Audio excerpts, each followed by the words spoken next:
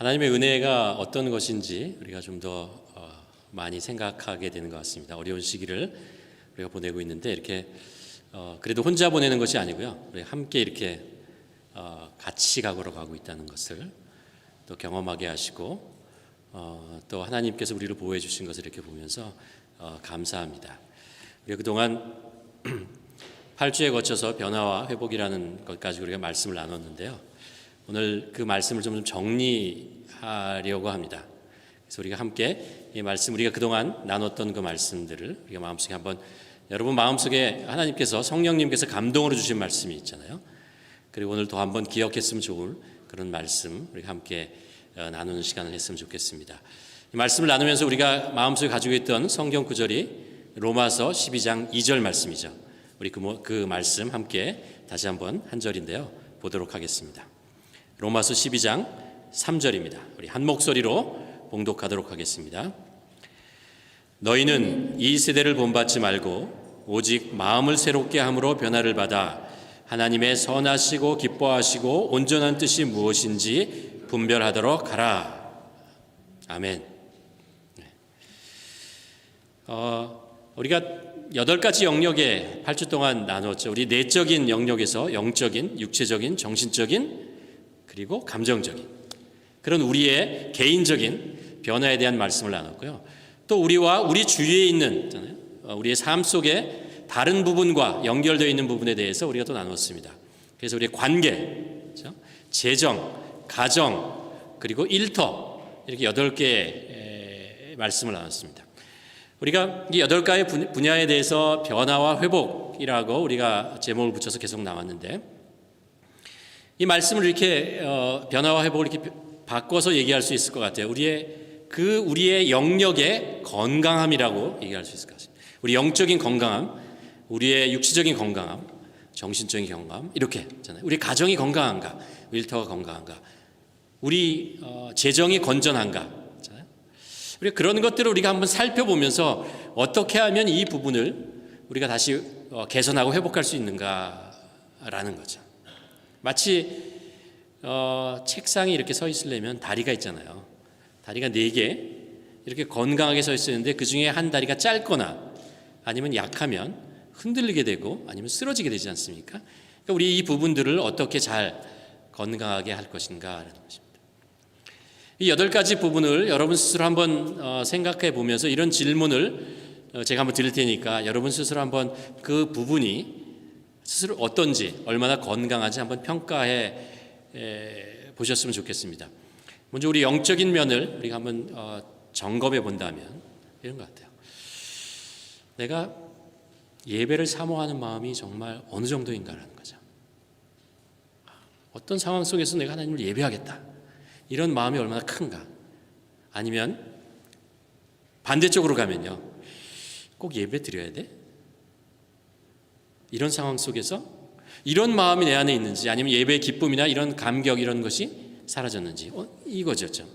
이 부분을 여러분께서 1에서 10까지 한다면 어느 정도의 여러분의 예배에 대한 열정, 온도가 예배에 대한 온도죠. 두 번째, 우리의 건강에 대한 이야기는 이렇게 질문할 수 있을 것 같아요. 여러분 팬데믹 기간에 좀 밖에 좀 활동을 많이 하십니까?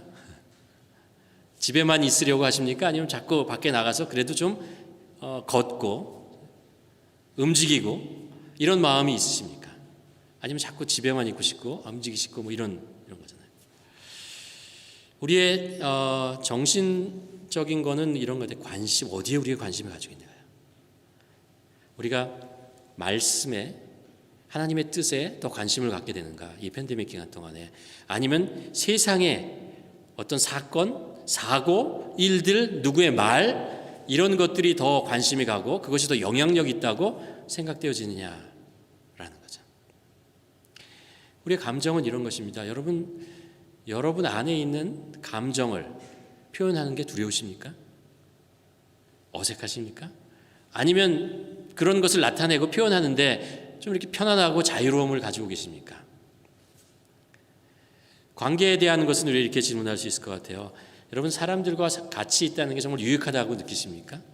아니면 사람들하고 같이 있는 것이 좀 어색하고 두렵고 걱정되고 좀 피하고 싶고 혼자 있고 싶고 뭐 이런, 그러니까 혼자 있기 위해서 있는 것이 아니고 그 사람들과의 관계가 어려워서 혼자 있기를 원하시는 겁니다. 여러분은 어떻습니까? 재물에 대한 것은 여러분 하나님이 주신 재물잖아요. 잘 관리하고 계십니까? 아니면 늘 부족하다고 생각하십니까? 왜 나는 이쪽으로 가죠 자꾸? 예. 하나님이 주신 것이 나에게 충분하다고 생각하십니까? 아니면 자꾸 부족하다는 생각을 가지게 되십니까? 가족과의 관계, 여러분 가족과 대화하는데 어려움 없으세요? 셀 모임의 주제가 그건데, 대화인데, 여러분 가족과 대화하는데 기쁘고 즐겁고 그렇습니까? 아니면 가족과 대화하는 게 좀 어색하고 자꾸 가족과 얘기하면 부딪히고 이렇습니까? 일터에 대한 기쁨과 보람이 있습니까? 아니면 일터는 힘들고 어렵고 고생스러운 것이라는 생각을 하게 됩니까? 그것은 내가 하는 일의 종류에 다른 게 아니고요, 이 일에 나를 이 일터로 보내신 분이 하나님이시냐 아니냐라는 것들을 내가 얼마나 깊게 받아들이고 있느냐에 따른 거죠. 한번 이렇게, 이게 우리의 삶을 어떻게 보면 중요한 부분이 8가지입니다. 어느 부분이 우리에게 약한지 한번 생각해 보고, 우리가 사람이 완벽하지 않잖아요. 어느 부분은 약한 부분이 있습니다. 다 잘 되는 사람 거의 없어요. 그 부분을 찾아내고 그 부분을 어떻게 하면 변화시킬 것인가, 이런 것을 우리가 생각해 봐야 할 것 같습니다. 여러분, 우리의 십자가의 은혜는 우리들에게 2가지 결과를 줍니다. 하나는 어떤 결과냐면 우리에게 구원의 기쁨을 주죠. 구원이라는 것 줍니다. 생명을 살려주고 우리를 자유케 하고 하나님의 자녀를 삼아주는 이런 구원의 능력이 있습니다. 또 하나가 십자가는 우리들에게 또 다른 결과를 주는데 뭐냐면요, 변화죠. 삶의 변화입니다. 우리 삶의 구체적인 변화, 이런 것들을 성령님이 우리 안에 오셔서 그것을 이끌어 나가십니다. 우리가 이 세상에 있는 이유가 뭐겠어요? 성령님께서 우리 안에 오시는 이유가 뭐겠어요? 우리의 삶을 변화시키는 거죠. 구원받은 백성들을 보호하고 인도하고 지켜주고 그리고 변화시켜주는 것입니다. 우리는 성령님이 우리에게 들어오는 순간 우리는 변화라는 것을 거부할 수가 없어요. 변화돼야 되는 겁니다. 하나님께서 우리를 변화시키는 방법이 뭐냐면요, 우리의 삶에 이끄시는 방법이 뭐냐면 약속이죠. 하나님께서 우리의 삶을 자꾸 약속을 해주십니다. 뭔가를 이렇게 약속을 주시고 약속을 이루어 가시는 분이 하나님이십니다. 근데 여기 이제 질문이 하나 있죠. 왜 약속입니까? 왜냐하면 약속은 지금 이루어지는 게 아니에요. 어느 시간이 지나야 합니다. 그리고 그 시간, 그 약속이 이루어지는 때까지는 기다려야 됩니다. 믿음이 있는 사람들만 기다릴 수 있습니다. 믿음이 없으면 기다리기가 어려워요. 조급해지는 거죠. 그래서 하나님의 약속은 늘 믿음이라는 것을 동반합니다. 그러니까 하나님께서 우리에게 약속으로 축복하시고 우리 삶을 인도하시는 이유는 뭐냐면요, 우리의 믿음을 키우기 위해서 그러신 거예요. 우리의 믿음을 성장시키기 위해서 그런 거죠.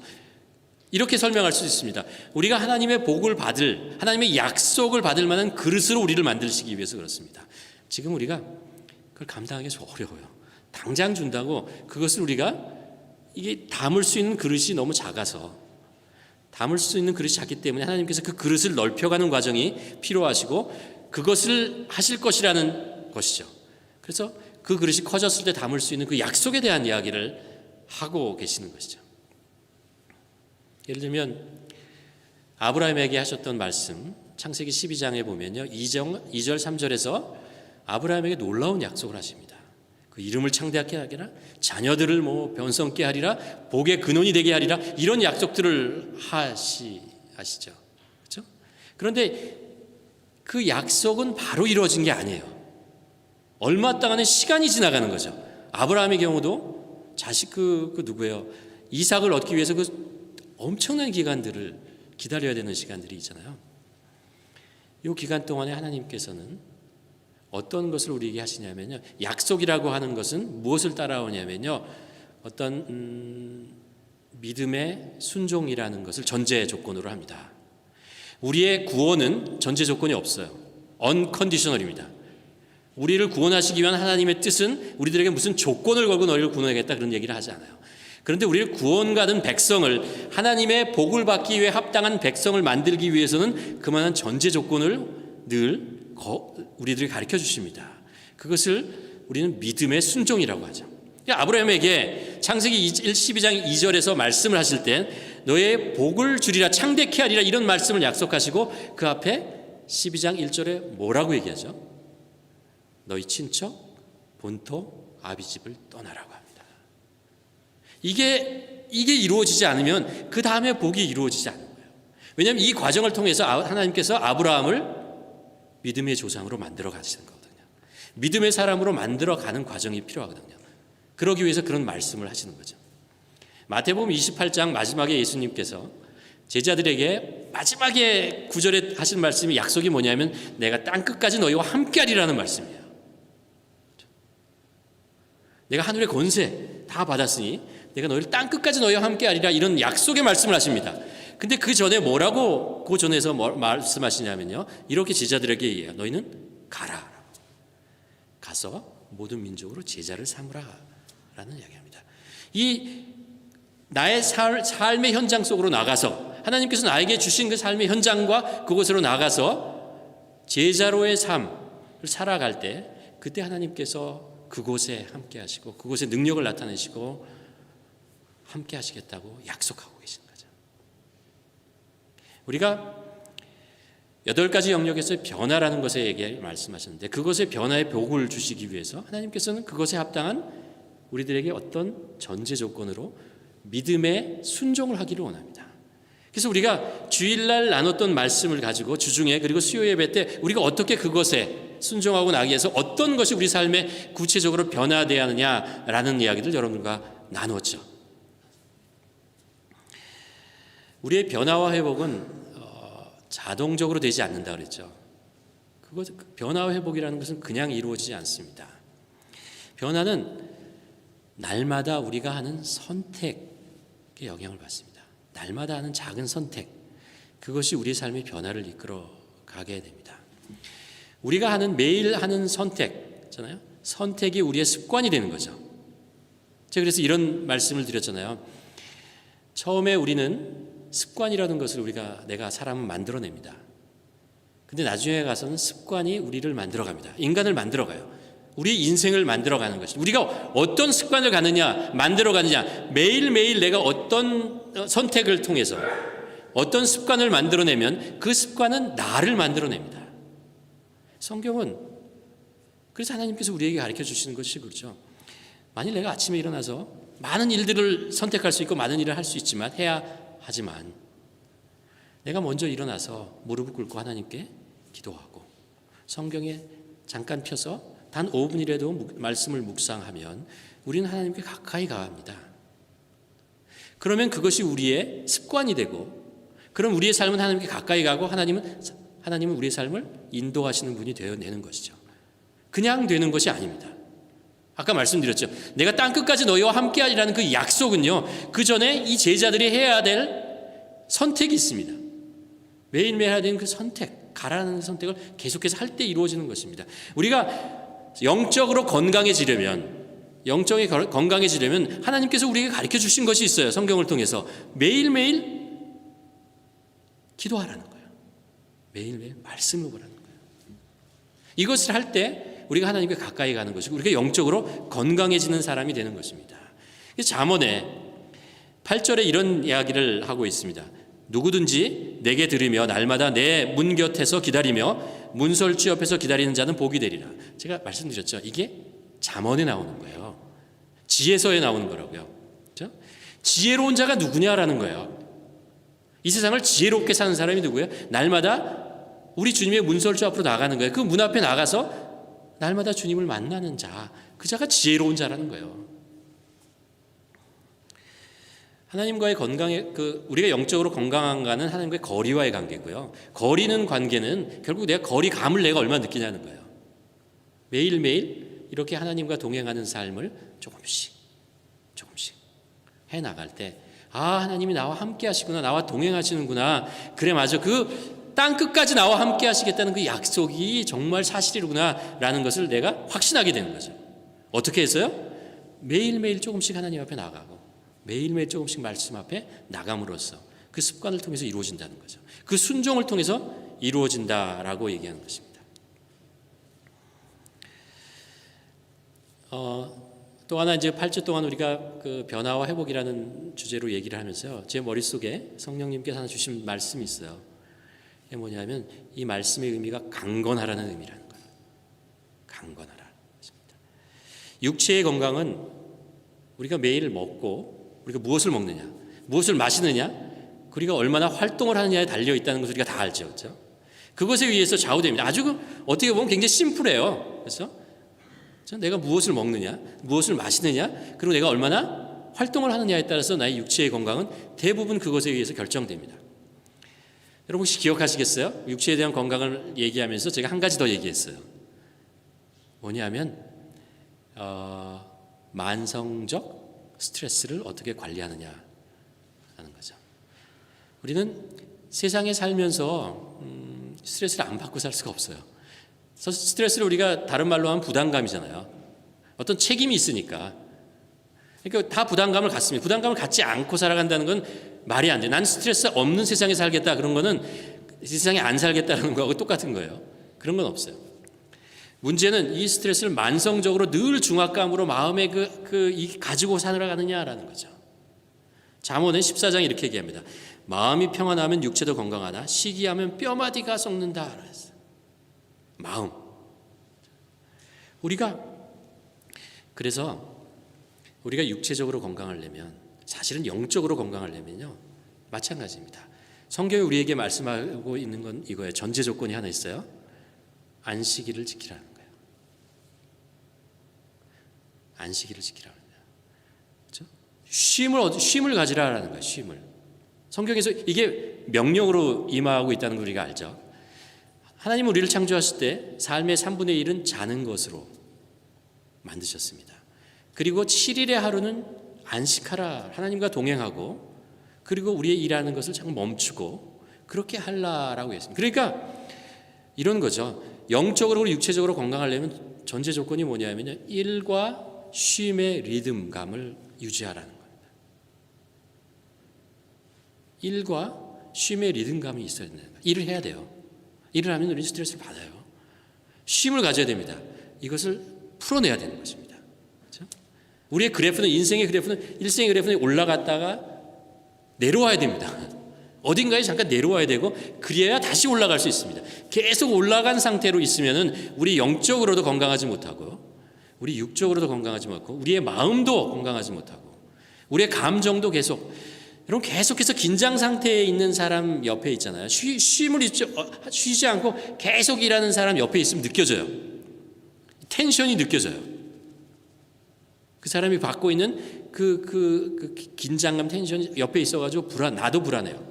나도 힘들어진다고요. 매일 쉬는 것도 안 좋지만 우리는 하나님께서 우리에게 아담과 하와를 만드시고 뭐라죠? 경작하라 그랬잖아요. 일을 하는 것이 우리의 삶입니다. 하나님께서 우리를 일하도록 만드셨습니다. 일을 안 한다는 것은 하나님의 창조 질서에 어긋나는 것입니다. 우리는 일을 하는 것이고, 그렇죠? 그리고 쉼을 하나님께서 그래서 쉼이라고 하는 것을 만들어 주셨죠. 때때로 우리가 팬데믹 상황 때문에 더 그렇지만 어쩔 수 없이 쉬어야 될 때도 있잖아요. 사실 성경에 보면 바울에게도 그런 시간이 있었어요. 바울이 회심하고 예루살렘에 왔다가 전도를 하다가 죽을 뻔하잖아요. 유대인들에게. 그래가지고 자기 고향 다소로 도망갑니다. 그래서 거기서부터 쉬어요. 푹 쉬어요. 얼마나 쉬었는지 성경에 나오지 않지만 아마 몇 년은 쉰 것 같아요. 그리고 나서 다시 새롭게 그 일을 시작하는 것을 알 수 있죠. 그 기간 동안에 우리도 그런 시간 동안에요. 그동안 돌보지 못했던 우리 자신을 돌봐야 되고요. 우리 연약했던 부분을 다시 회복해야 되고 그리고 관계를 또 회복해야 되고 지난주에 말씀드린 것처럼 칼을 갈아야 합니다. 칼을 갈아야 돼요. 무뎌진 칼 가지고 일을 하면 힘들다고 그랬잖아요. 우리가 배움과 그리고 계속해서 우리를 새롭게 하는 그런 일들을 또 해야 하는 거죠. 반대로 너무 일에 매달리면요, 안식을 하지 못하면 우린 다 브레이크다운 되게 돼 있어요. 인간은 슈퍼맨이 아니에요. 하나님의 창조 질서에 내가 얼마나 잘 순응하며 살아가느냐라는 거죠. 그럴 때 하나님의 복이 우리에게 임하게 되는 것입니다. 이런 생각을 해봐요. 리타이어 하잖아요. 우리 다 리타이어 하고 싶잖아요. 일에서 좀 해방되고 싶어서 그렇잖아요. 근데 어떤 사람이 그런 얘기를 해요. 리타이어는 뭐라고요? 타이어를 바꿔 끼는 거다. 쉬는 것이 아니고 그동안 우리가 살아가는 그 있잖아요. 타이어를 새롭게 바꿔 껴서 다시 시작하는 것이다라는 거예요. 그전에는 우리가 세상에 살면서 돈 벌기 위해서 이렇게 할 수 있잖아요. 생계를 유지하고 가족을 먹여 살리고 뭐 이런 것을 위해서 우리 타이어를 계속 돌렸는데 이제 새로운 삶을 우리가 좀 살아야 된다는 거죠. 그거 말고 우리가 돈은 벌지 못해도 우리 주위에 있는 사람들을 섬기고 또 하나님의 나라를 위해서 우리가 할 수 있는 일이 있다는 거예요. 그리스도인은 끝까지 그러니까 쉼이라는 건 없는 거예요. 영원 계속 쉬는 건 없습니다. 그런 리타이어로 아무 일도 안 하는 쉼은 우리들에게 성경적으로 맞지 않은 거예요. 그런 것은 없습니다. 하나님은 우리에게 새로운 것들을 주세요. 타이어를 갈아 끼고 또 살아갈 수 있는 그런 비전을 주시고 우리가 기도하면 우리가 할 수 있는 일들이 계속해서 하나님께서 우리가 주신다는 거죠. 중요한 것은 일과 쉼의 이 리듬을 계속 유지하면서 살아가는 것. 그것이 하나님이 우리에게 약속하신 건강, 우리의 육체와 우리 영혼을 건강하게 하는 축복을 우리가 누리는 것입니다. 또 하나 강건하려면요, 건강하려면 또 하나 영적 근육을 키워야 합니다. 우리 몸에도 근육이라는 게 있잖아요. 근육이 없으면 우리가 뭐 다리가 부러지거나 아니면 이렇게 팔이 이제 부러져서 기부스 캐스팅을 하고 오래 있으면 이게 얇아지는 걸 금방 느끼잖아요. 한 달만 근육을 쓰지 않아도 얇아져요. 우리 근육이라는 것은 어떻게 형성되는 거죠? 내가 들 수 있는 것보다 무거운 것을 들어야 합니다. 그래야 근육이라는 것이 생기죠. 내가 들 수 있고 버틸 수 있는 것보다 좀 더 무거운 것들을 들으면서 그 전에 가지고 있던 근육이 찢어지는 것입니다. 찢어지면서 그것이 다시 회복되고 그러면서 근육이 커지는 거죠. 그리고 근육이 생겨나가는 것입니다. 우리의 영적인 근육도 마찬가지입니다. 내가 하기 쉬운 것, 내가 할 수 있는 것만 해가지고는 영적인 근육이 생기지 않아요. 더 이상 생기지 않아요. 근데 그리고 내가 가지고 있는 그 근육이라고 하죠. 영적인 근육이 있어도 그걸 사용하지 않으면 금방 없어져 버려요. 나 몇 년 그렇게 했는데 왜 지금은 안 되는 거지? 이 금방이라니까요. 우리의 육체적인 근육을 보면 알 수 있어요. 그래서 우리의 영적인 근육을 키우려면 우리의 믿음으로 견뎌낼 수 있는 것보다 조금 더 무거운 걸 해야 됩니다. 조금 더 힘든 거를 해야 됩니다. 그럼 어떻게 돼요? 고통스러워요. 약간 힘들어요. 근데 그거 하셔야 됩니다. 그래야 영적인 근육이 생기는 거예요.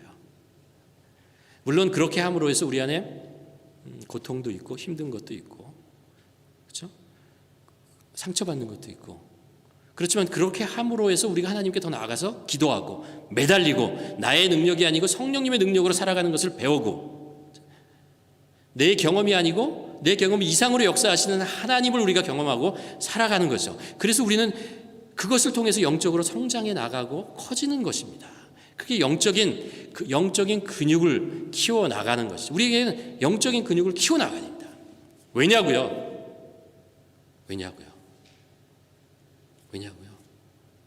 우리에게 시련과 어려움이 찾아올 것이기 때문에 그렇습니다. 영적인 누구나 찾아올 것입니다. 우리의 삶 속에 보면은 이런 파도가 있어요. 풍랑이라는 것이 있습니다. 그것을 버텨내려면, 이겨내려면 우리 영적인 근육을 키워놔야 됩니다. 준비해 나가야 돼요. 갑자기 호수에서 이제 조그만 폰드에서 배에 이렇게 젓는 그런 힘 가지고 그런 것만 가지고 있다가 어느 날 풍랑이 일어서 바닷가로 나가서 거기서 노를 지려면 못 져요. 그냥 금방 쓰러져 버리고 아무것도 못 해요. 하나님께서 우리에게 가끔 그래서 우리를 훈련시키십니다. 훈련시키시고 우리를 계속해서 만들어 가시는 것이죠. 그래서 성경에 그런 이야기를 하죠. 다만 이뿐 아니라 우리가 환난 중에서도 즐거워하느니 이는 환난은 인내를, 인내는 연단은 소망을 이루려 하심이라. 이게 로마서 5장에 나오는 말씀인데 처음에 시작할 때 이렇게 나와요. 다만 이뿐이 아니라 라고 생각하잖아요. 이 다만 이뿐이 아니라 그 전에 무슨 이야기를 하냐면 이런 이야기를 바울이 얘기해요. 우리가 예수 그리스도의 은혜로 구원을 얻었다라는 거예요. 이 좋은 구원을 얻었고 생명을 얻었다라는 거예요. 근데 이뿐만 아니라 그것으로 만족할 것이 아니고 우리 삶 속에 영적 근육을 키우는 일들을 해야 한다는 거죠. 그뿐 아니라 다만 이뿐이 아니라 우리가 환난을 중에서도 즐거워하는 것은 이 환난을 인내는 연단은 우리를 소망을 갖게 한다는 거예요. 우리가 이것을 준비하는 하나님께서 우리를 주셨을 때 어쩌면 우리가 팬데믹 기간 동안에 하나님께서 우리에게 그런 연단의 시간을 주는 것이죠. 많은 사람들이 얘기하지만 팬데믹 기간이 어려운 게 아니에요. 팬데믹이 지난 후가 어려운 거지 사실은. 팬데믹 기간은 가만히 있으면 되잖아요. 사회적 거리 두고, 그렇죠? 그리고 마스크 쓰고 그러면 돼요. 근데 팬데믹 이후의 기간은 그게 아니에요. 경제적인 변혁이 올 것이고 사회적인 변화가 올 것이고 정치적인 국제 질서가 변화되고 엄청난 일들이 우리를 기다리게 될 것입니다. 그때 우리가 어떻게 믿음으로 그것을 이겨내느냐, 버텨내느냐, 우리가 그럼에도 불구하고 그 속에서 그리스도인답게 살아갈 것이냐 라는 거죠. 그렇기 때문에 우리가 영적인 근육을, 그래서 하나님께서 우리에게 영적인 근육을 계속해서 만들어가기를 원하시는 이유는 두 가지입니다. 하나는 시련과 고통이, 힘든 시간이 우리에게 오기 때문에 그것을 이겨내기 위하고요. 또 하나는 하나님께서 우리에게 더 큰 사명을 주시기 원하기 때문에 그렇습니다. 그 힘든 상황 속에서도 나만을 바라보지 않고 내 것 챙기느라고 바쁜 거 아니고요. 그 힘든 속에서도 다른 사람을 바라보고 다른 사람의 팔이라도 좀 끌어줄 수 있는 그런 영적인 힘을 갖게 하기 위해서 하나님께서 우리를 영적인 근육을 갖게 하시는 것입니다. 그렇잖아요. 우리가 힘들고 어려울 때 나 하나 버텨내는 힘밖에 없다면 진짜 슬픈 거 아니에요. 그러나 내가 힘들게 어렵지만 좀 더 내 옆에 있는 사람들을 좀 바라볼 수 있고 섬길 수 있고 바라볼 수 있다. 그래서 그 사람의 팔이라도 조금이라도 끌어줄 수 있다면 그게 누가 원하는 거겠어요? 하나님께서 원하시는 거죠. 왜 우리가 이 땅에 살아야 하겠어요? 하나님께서 그거 하라고 그러는 거죠. 사람을 구원한다는 게 무엇입니까? 어려움을 찾아가서 좀 더 도와주고, 그러기 위해서 우리가 영적인 근육을 키워나가야 됩니다. 나 하나의 목숨을, 내 삶을 부지하고 유지하는 것을, 내 가족들 챙기고 그 가족들의 행복만을 위해서 그렇게 살아가는 것, 그렇게 살라고 하는 것은 아니죠. 그보다 좀 울타리를 넓혀서 좀 더, 만일 여러분에게 경제적인 어떤 하나님이 주시는 복이 있다면 왜 그거를 주겠어요? 그렇죠? 여러분에게 다른 사람보다 좀 더 지혜를 줬다면 그 지혜가 왜 필요하겠습니까? 여러분에게 좀 더 건강을 줬다면 왜 그 건강이 다른 사람에 비해서, 여러분이 다른 사람이 경험하지 못한 경험들과 기술들과 이런 것을 가지고 있다면 왜 그것이 하나님께서 여러분에게 주셨겠습니까? 그것을 통해서 어렵고 힘들 때 옆에 있는 사람들을 돌보고 살려내기 위해서 우리에게 주시는 거죠. 그래서 우리는 왜 우리가 건강해야 되냐고요? 그래서 건강하는 거예요. 우리 건강해야 됩니다. 건강하게 사셔야 됩니다. 이 이유 때문에 그런 거죠. 하나님께서 우리에게 더 큰 사명을 주시기 원하시기 때문에 그렇습니다.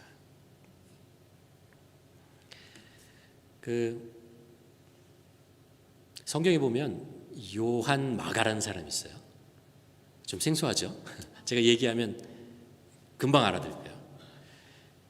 마가예요, 마가인데 요한이라는 것은 이제 그 히브리 말로 이제 요한이고, 이게 이제 로마식 표현, 그릭 표현으로 하면은 이제 마가가 됩니다. 이 마가가 이제 마가복음을 지은 그 사람인데, 마가는 굉장히 부유한 가정에서 태어났고 아버지는 일찍 돌아가신 것 같아요.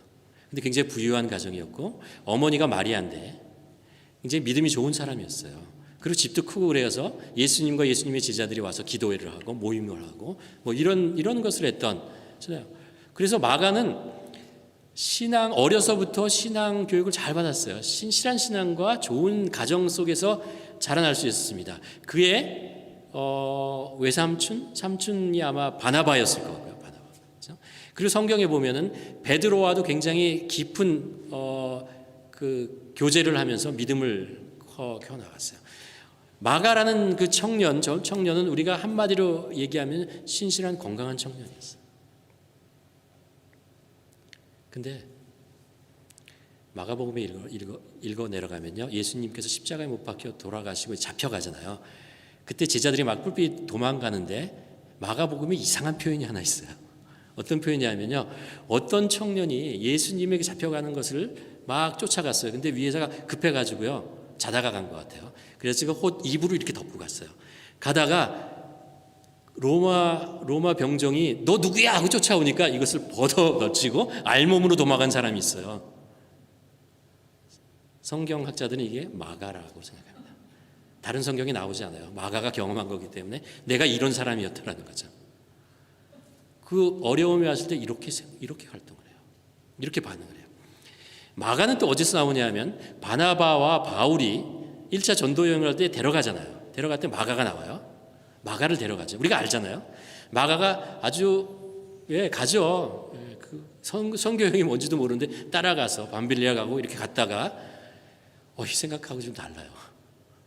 남의 땅에 가서 배를 타고 그 힘든 그 산간 지역을 왔다 갔다 하는 게 쉽지 않으니까 도망가죠. 나 이상 못 가겠습니다. 그러고 그 바나바와 바울을 놔두고 그냥 와버려요. 너무 고통스러운 거죠. 힘든 거예요. 그래서 나중에 2차 전도여행 할 때 바나바와 그 바울이 싸우는 계기가 되는 게 이 마가 때문에 그러잖아요. 마가의 믿음이 그랬어요. 나중에 가서 우리가 성경을 통해서 알지만 나중에 한참 시간이 지나서 그 바울이 감옥에 갇혀서 힘들고 어려울 때 마가를 찾아요. 마가가 내 옆에 와서 좀 도와줬으면 좋겠다. 베드로는요 뭐라고 했냐면 마가가 내 믿음의 아들이다라고 얘기를 해요.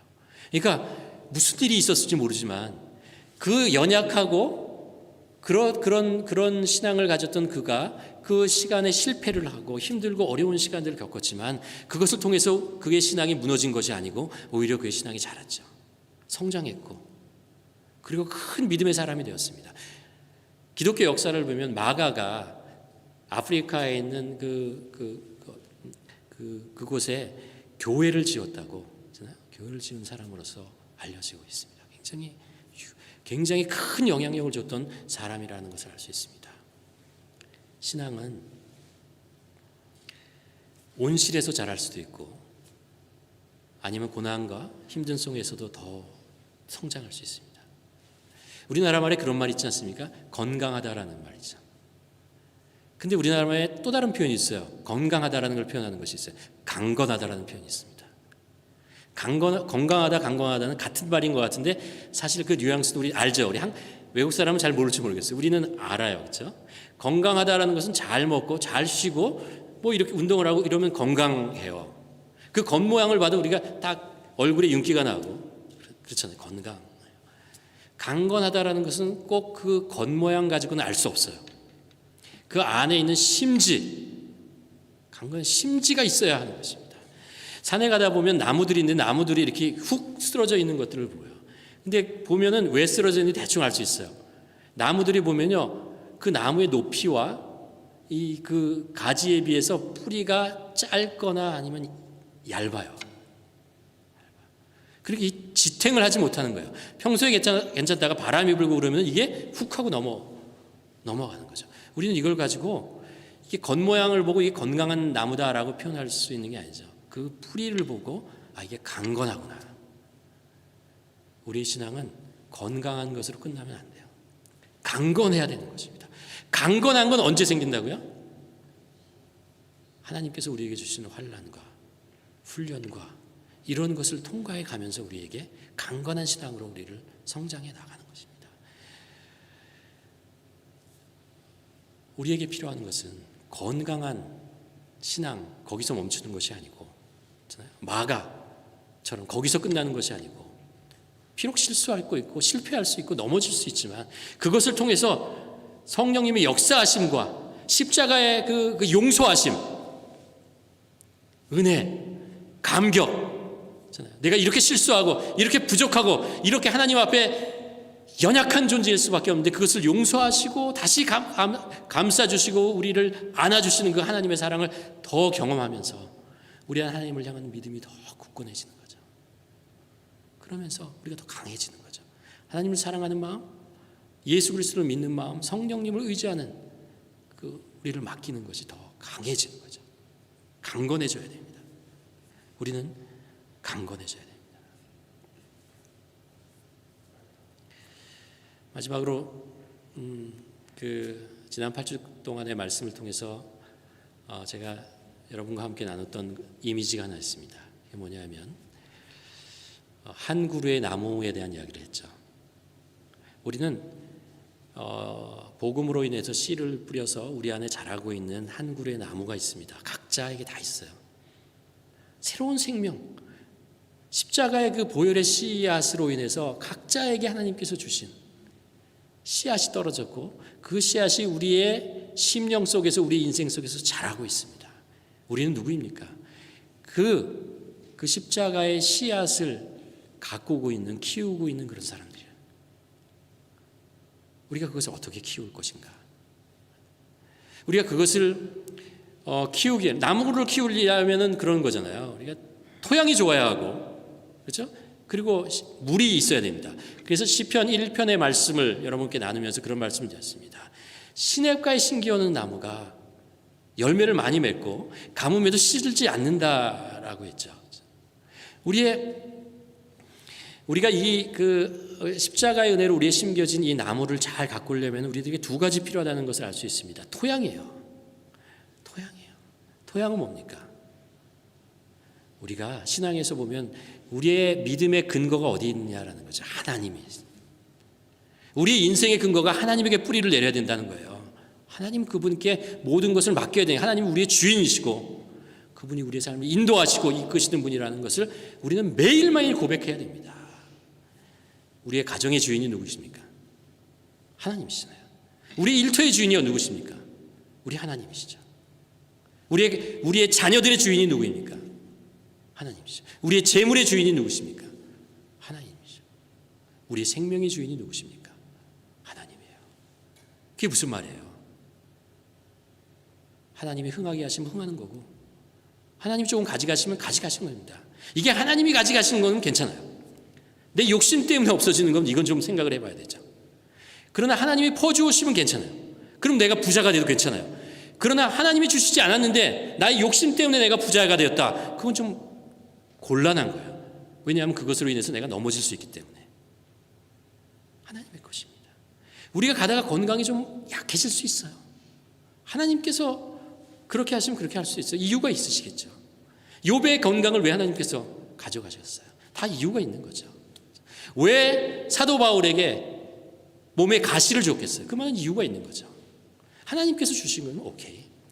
그냥 내가 잘못 관리하고 내가 나의 그 몸을 어뷰즈 해가지고 생기는 문제라면 우리가 회개를 하고 다시 이어나가는 거죠.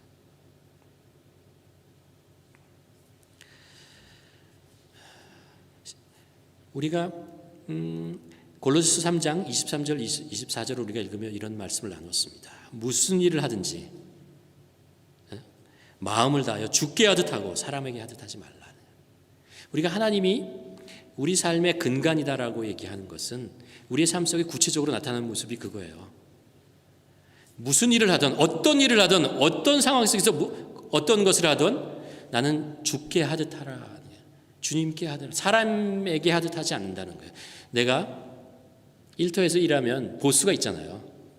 그러나 나는 보스를 섬기는 그 일을 하는 이유가 하나님께 하듯 한다는 거예요. 왜 그런지 골로새 3장에서 설명합니다. 보세요. 24절에 보면 이는 기업의 상을 주께 받을 줄 아니라. 우리가 세상에 나가서 일을 하면 세상에서 월급을 받죠. 비즈니스를 하면 이윤을 남깁니다. 그 이윤이 어디서 오냐고요? 우리가 잠시 받는 것, 이 세상에서 먹고 살기 위해서 받는 것, 그것에서는 그 일터에서 받는 것 같지만 그것보다 훨씬 더 큰 것이 하나님으로부터 하나님의 상급으로 쌓이고 그것을 우리에게 주신다라는 것입니다. 그러니까 우리가 세상에 나가서 일을 하는 것은 말이죠, 이런 마음으로 주를 섬기듯처럼 일을 한다라고 하는 것은 예배를 드리는 것과 같아요. 하나님을 예배하는 것과 동일하게 되는 것입니다. 하나님을 우리가 예배하는 것으로 이 일터에 가는 것이고 그것에서 일하는 것입니다. 그것이 하나님을 높여드리고 하나님의 영광을 나타내는 것이라는 것입니다. 우리의 눈으로 보이는 그 일터는 늘 불완전하고 늘 불합리하고 공정하지 않기도 하고 그렇습니다. 그러나 그럼에도 불구하고 우리가 섬기는 그 보스, 약점 많고 그렇지만 그럼에도 불구하고 그곳에서 우리가 일할 수 있는 근거는 뭐냐면요, 이게 하나님을 섬기는 거기 때문에 그래요. 지금 골로새서에서 사도 바울이 얘기하고 있는 게 그거예요. 우리의 상급은 저기에서 온다는 거예요. 여기서 오는 건 쬐끔 오는 거예요. 쬐끔 오는 거 너무 억울해하지 마십시오. 저쪽에 더 큰 것이 있을 것입니다. 하나님께서 그런 상황 속에서도 주를 섬기던 그 일들을 감당해야 할 때 하나님께서 더 큰 것으로 우리에게 공급해 주시는 것, 마련해 주시는 것을 우리가 믿고 살아가는 거죠. 그래서 우리의 삶을 주께 맡기라라는 이야기를 합니다. 잠언 16장에서 너의 행사를 여호와께 맡기라. 그리하면 너의 경영하는 것이 이루어지리라. 우리가 청지기로서 열심히 일하지만 그 결과를 우리가 이 땅에서 다 보지는 못할지 몰라요. 그러나 하나님께 맡기고 주께 하듯 하였을 때 그 결과를 하나님께서, 그 열매를 하나님께서 맺으신다. 그것을 믿으라는 거죠.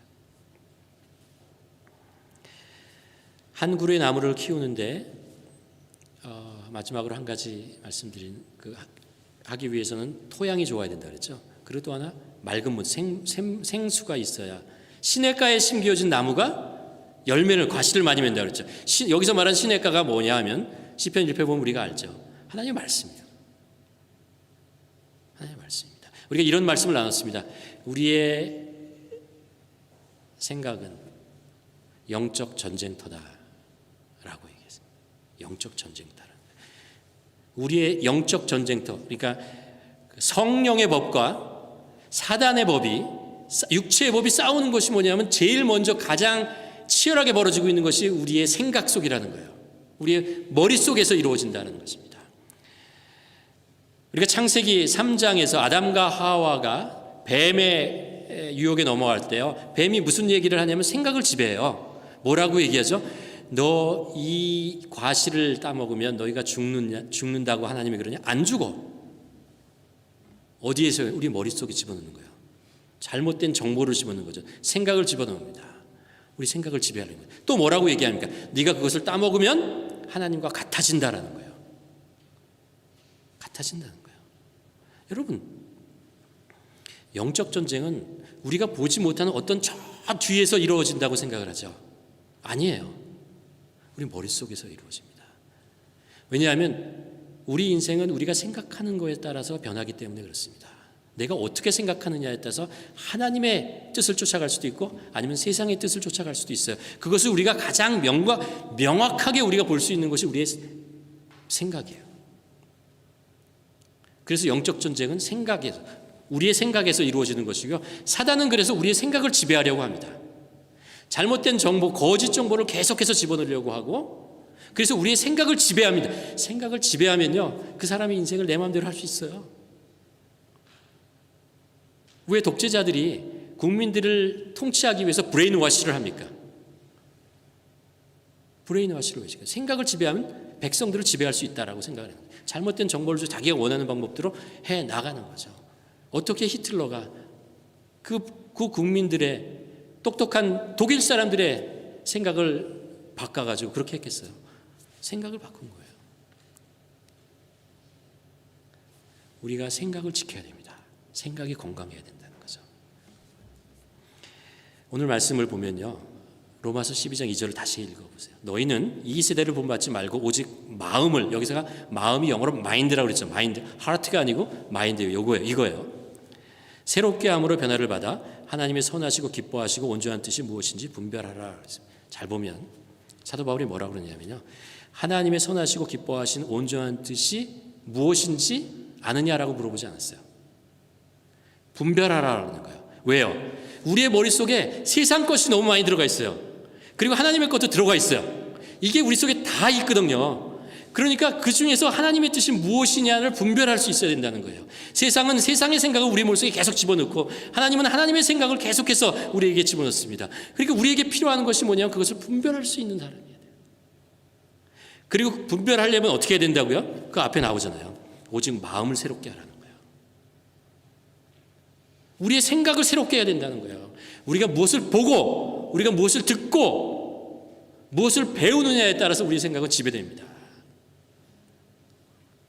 그래서 성경은 끊임없이 우리에게 얘기하는 것이 있습니다. 뭐죠? 하나님 말씀을 보십시오라는 거예요. 매일매일 하나님 말씀으로 우리의 생각을 채우십시오라는 거예요. 이 머리를 채우라는 거예요. 하나님의 뜻이 무엇인지 계속해서 그것을 집어넣으라는 거예요. 말씀을 묵상하고 이게 하나님의 뜻이구나. 이게 내가 살아가는 방법이다. 세상은 계속해서 네가 이 세상의 주인이야. 네가 이 세상의 중심이야 라고 얘기할 때 성경은 우리에게 하나님이 우리의 삶의 중심이고 이 세상의 주인이 하나님이시라는 이야기를 합니다. 세상은 계속해서 이 세상에서의 삶은 네가 즐겁게 사는 거야. 너의 행복을 위해서 살아 라고 얘기를 하지만 성경은 뭐라고 얘기해요? 하나님의 영광을 위해서 살라니까. 그게 너의 생명이 되는 것이야 라고 얘기를 하죠. 하나님의 생각은 세상의 생각과 이렇게 달라요. 그러니까 이게 우리 안에서 싸우는 거야. 계속해서 싸우는 거야. 생각 속에서 싸워요. 이 생각을 하나님의 말씀으로 우리가 새롭게 하지 않으면 우리는 세상으로 끌려갈 수밖에 없습니다. 그러니까 우리가 말씀을 늘 보고 말씀을 따라가야 되는 거죠. 고린도후서 10장 3절에서 5절에 보면 이렇게 사도 바울이 얘기하죠. 비록 우리가 육신을 지니고 살지만 육신의 생각대로 싸우고 있는 것이 아닙니다. 우리는 육신의 생각대로 사는 게 아니라는 거야. 분명히 해서 육신의 생각대로 사는 사람이 아니라니까요. 머리. 4절에 보면 우리의 무기는 육신의 것이 아니라 육신의 생각이 아니라는 거예요. 육신의 가치가 사상이 아니라는 거예요. 마귀의 요새라도 파괴할 수 있는 하나님의 강력한 무기, 전신갑주의 하나님의 강력한 무기가 뭐예요? 하나님의 말씀이죠. 하나님의 생각입니다. 하나님의 생각이 뭐냐라는 거예요. 하나님의 뜻이 뭐냐라는 거예요. 그걸로 싸운다는 거죠. 하나님의 생각이 우리의 삶을 좌지우지해야 되는 거예요. 삶을 인도해야 되는 거죠. 5절에 보면 이 무기로 우리는 여러 가지 헛된 이론과 하나님에 대한 지식을 대항하는 온갖 교만한 사상을 무너뜨린다고 해요. 이 무기로.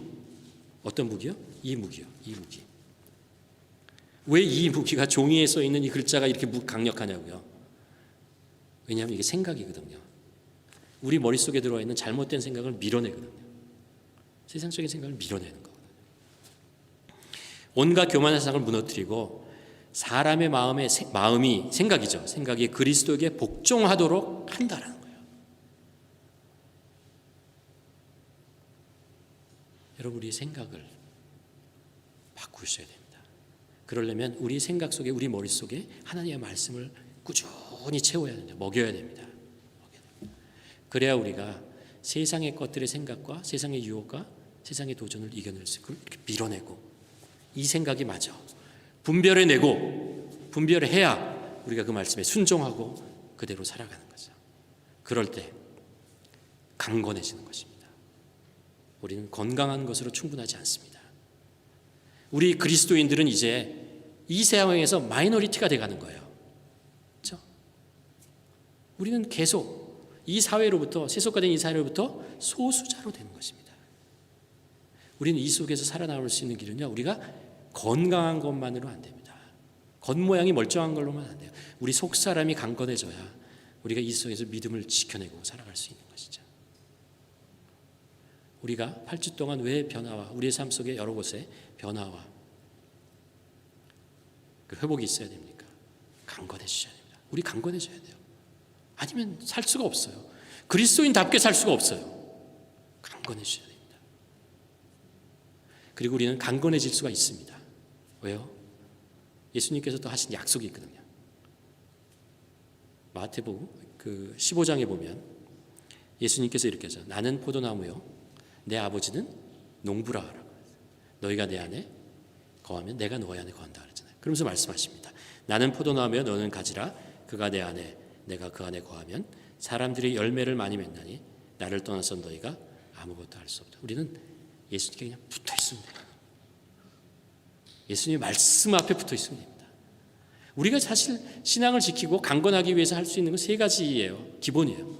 예배와 성경 하나님의 말씀과 기도입니다. 이것을 우리가 지속적으로 해나가면 이것이 우리를 강건하게 만들고, 그리고 우리가 세상의 풍파와 이런 것들을 이겨내고 하나님이 주신 더 큰 사명을 감당하며 살아가는, 바라기는 우리가 8주 동안 나눈 말씀을 통해서 우리 영적으로 우리의 삶의 모든 영역에 단순히 건강해지는 것을 넘어서 정말 심지가 굳은 강건한 신앙으로 우리가 다시 회복되는 우리 모두가 되기를 주님의 이름으로 간절히 축원합니다. 기도하시겠습니다.